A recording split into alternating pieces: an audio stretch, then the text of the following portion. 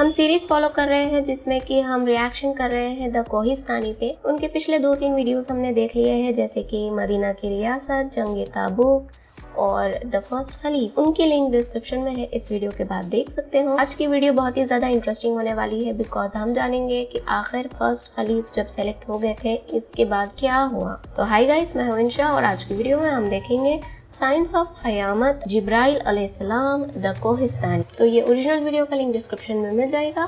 चलो वीडियो शुरू करते हैं। आप सल्लल्लाहु अलैहि वसल्लम की वफात से पहले उन्होंने सहाबा को बहुत सारी बातों का पहले से बता दिया था कि उनके जाने के बाद दुनिया में क्या क्या होने वाला है।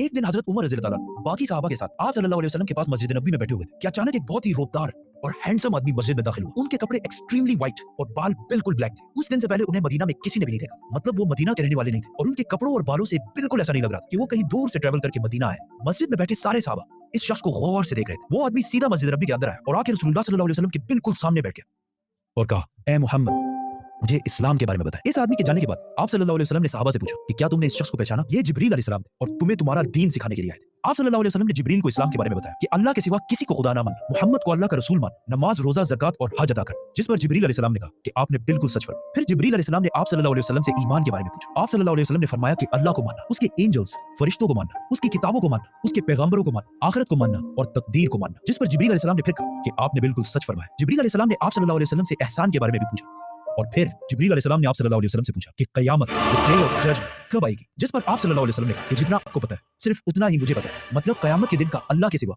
किसी को भी नहीं पता। जिब्रील अलैहिस्सलाम ने ये सुनने के बाद फरमाया कि मुझे उस दिन के बारे में कुछ निशानियां बताएं। अब तक इस डिस्कशन में जितनी भी बातें हुई उन सबको आप सल्लल्लाहु अलैहि वसल्लम पहले भी एक्सप्लेन कर चुके, क्योंकि ये वाकया आप सल्लल्लाहु अलैहि वसल्लम की वफात से कुछ ही अर्से पहले हुआ, जब ऑलमोस्ट सारा कुरान नाजिल हो चुका था। लेकिन इसके बाद जो आप सल्लल्लाहु अलैहि वसल्लम ने क़यामत की निशानियां बताई, वो इससे पहले किसी को भी पता नहीं, और इन निशानियों का ताल्लुक सहाबा से ज्यादा हमसे है, क्योंकि जो निशानियां आप सल्लल्लाहु अलैहि वसल्लम ने बताई वो सहाबा ने अपनी जिंदगी में पूरे होते नहीं देखी, बल्कि वो निशानियां आज हम देख रहे हैं। व्हिच मींस जिब्रील अलैहिस्सलाम सिर्फ सहाबा को नहीं बल्कि आज के मुसलमानों को भी क़यामत की बहुत इंपॉर्टेंट निशानियां सिखाना चाहते हैं। आप सल्लल्लाहु अलैहि वसल्लम ने जिब्रील अलैहिस्सलाम को जवाब दिया कि जब एक लौंडी अपने मालिकन को जन्म देगी, जब बहुत सारे स्कॉलर समझते हैं कि जब औलाद अपने वालिदैन को गुलाम समझेगी, और जब ये नंगे पैर गरीब शेफर्ड्स, चरवाहे एक दूसरे से लंबी बिल्डिंग्स बनाने में कंपटीशन, मुकाबला करेंगे। जिब्रील अलैहिस्सलाम ने फिर कहा कि आपने बिल्कुल सच फरमाया और उठकर वहां से चले गए। आप सल्लल्लाहु अलैहि वसल्लम ने सहाबा को भेजा कि कोई जाकर इस आदमी को ढूंढे, लेकिन उस दिन के बाद ये आदमी किसी को भी नहीं दिखा। नाउ आप सल्लल्लाहु अलैहि वसल्लम ने नंगे पैर गरीब चरवाहों का जिक्र किया, जिन्हें उस जमाने में अरब बेडुइन्स, बद्दू कहा करते थे, जो अरब के बाकी कबीलों से हमेशा दूर रहते और कभी भी एक जगह पर नहीं रहते, बल्कि अपने जानवरों के साथ हमेशा ट्रैवल करते रहते, मतलब एक खानाबदोश नॉर्मैडिक जिंदगी गुजारते थे। ये इसलिए बहुत अजीब बात,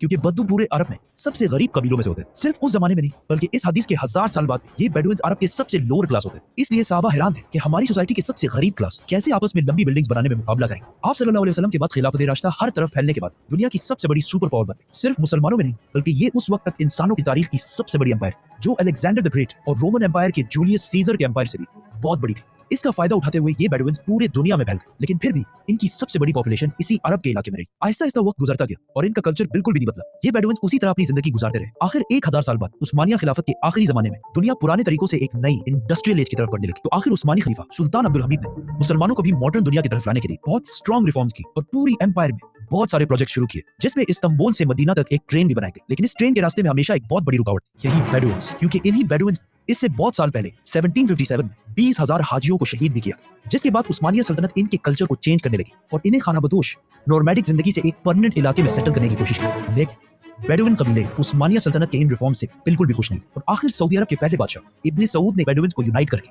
ऑटोमन एम्पायर के खिलाफ एक फौज बनाई और फिर ब्रिटिश की मदद से इस पूरे इलाके को फतह कर लिया, जिसे आज हम सऊदी अरेबिया कहते हैं। और कुछ सालों बाद इन इलाकों से ऑयल, तेल डिस्कवर होने के बाद यही बेडुइन्स, जिनकी इससे पहले कोई औकात नहीं, अब दुनिया की सबसे रिच लोगों में से बने और इनमें से बहुत सारे मिलियनियर्स और बिलियनियर्स भी सामने आए। लेकिन तेल डिस्कवर होने के बाद इन सारों को पता चला कि ये ऑयल हमेशा के लिए नहीं रहे, बल्कि एक दिन बहुत जल्द खत्म होने वाली है, जिसके साथ इनकी सारी लग्जरीज भी खत्म हो जाए। तो सबसे पहले दुबई के बादशाह शेख मोहम्मद बिन राशिद, जो एक बेडुइन बद्दू कबीले से हैं, जिन्होंने एक बार खलीज टाइम के इंटरव्यू में खुद ये कहा है कि उन्हें बेडुइन कबीले से होने पर फख्र है। उन्होंने दुबई को ऑयल से निकालकर टूरिज्म और बिजनेस की तरफ लाया और बहुत तेजी से कुछ ही सालों में दुबई दुनिया की बेस्ट सिटीज में से बन गई। और फिर कुछ सालों बाद दुनिया की सबसे लंबी बिल्डिंग बुर्जुल खलीफा भी दुबई में बनाई गई। ये अब तक इंसानों की बनाई हुई सबसे बड़ी बिल्डिंग। इससे पहले एक जमाने में, आज से 4500 साल पहले, इजिप्ट में फिरौनों के बनाए हुए pyramids, specifically the pyramid of Giza, इंसानों की बनाई हुई सबसे बड़ी बिल्डिंग और दुनिया की सबसे बड़ी बिल्डिंग होने का ये टाइटल इस पिरामिड के पास 3800 साल तक रहा। मतलब फिरौन के बाद 3800 साल तक कोई भी फिरौन से लंबी बिल्डिंग नहीं बना सकता। लेकिन 3800 साल बाद यूरोप के एक चर्च ने पिरामिड्स का ये रिकॉर्ड तोड़ दिया, जिसके बाद पेरिस के आईफिल टावर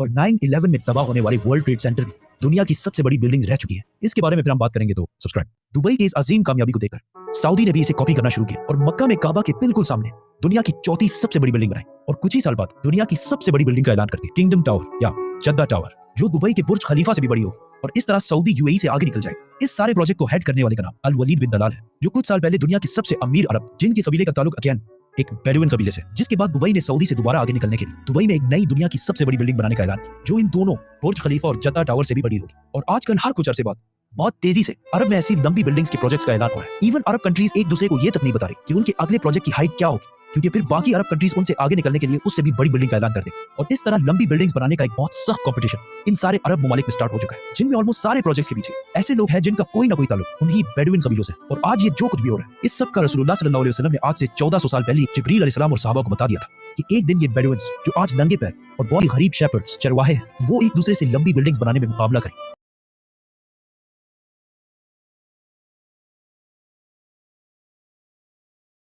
हम अपने आंखों के सामने पूरा होते देख रहे हैं। सब्सक्राइब। ओह भाई, okay, lovely video, lovely explanation, usually amazing. Bedouin कबीले के लोग ही हैं जो इतने सारी बड़ी बड़ी बिल्डिंग्स बना रहे हैं। हम जानते हैं कि सऊदी अरब या फिर उनके आसपास के इलाकों में रॉयल्टीज का जो किंगडम है वो चलता आ रहा है। तो रॉयल्टीज तो बेदुइन कबीले से शायद नहीं थे, वो लोग तो अलग है। तो फिर वो बेदुइन, ये जो वर्ड है, मैं I think I am not pronouncing it correctly, तो उस कबीले से कैसे है वो, ये बात जरा मेरे को क्लियर करके कमेंट्स में बताना। इस कबीले के लोग क्या किंग क्वीन और उनसे भी लाइक रिलेशन रखते हैं, कहीं पे भी वो लोग भी लाइक गवर्नमेंट में इन्वॉल्व हो रहे हैं क्या? ये वाली निशानी के बारे में मैंने पहले भी सुना हुआ है कि लोग बिल्डिंग बनाने में आपस में एक दूसरे से कॉम्पीट करेंगे, और आज हम इसको अपनी आंखों के सामने देख रहे हैं। तो और क्या ही प्रूफ चाहिए आपको कि क़यामत आने ही वाली है, क़यामत के ही ये आसार है। तो lovely video, I really enjoyed it. तुम्हें कैसी लगी कमेंट्स करके बताना, और बेदुइनी कबीले के बारे में भी मेरे को कमेंट्स में बताना। ऑल्सो वीडियो अच्छी लगी है तो इसको लाइक करना, शेयर करना, चैनल पर नए हैं तो सब्सक्राइब कर लेना। अब तक की मेरी सबसे फेवरेट कोहिस्तानी की वीडियो है मदीना की रियासत। इसमें बहुत ही ज़्यादा अच्छा बिजनेस की डिटेल दी गई है, सो डू वॉच इट यहाँ क्लिक करके। Thanks for watching.